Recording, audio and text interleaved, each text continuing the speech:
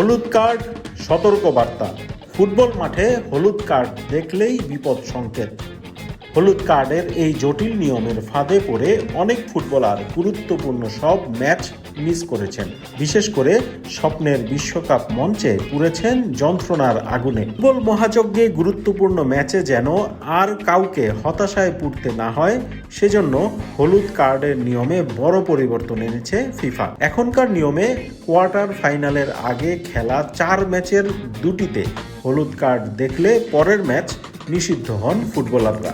নতুন নিয়মে গ্রুপ পর্ব শেষে ফুটবলারদের দেখা সব হলুদ কার্ড বাতিল হবে। একই নিয়ম থাকবে কোয়ার্টার ফাইনাল শেষেও। এবারের 48 দলের বিশ্বকাপে কার্ডের সংখ্যা যেমন বাড়বে, তেমনই বাড়বে নিষেধাজ্ঞার সংখ্যাও। সেমিফাইনালে পৌঁছতে খেলতে হবে 6টি ম্যাচ।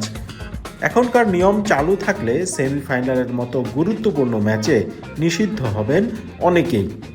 সে কারণেই 2026 বিশ্বকাপে হলুদ কার্ডের নিয়মে পরিবর্তন আনছে ফিফা।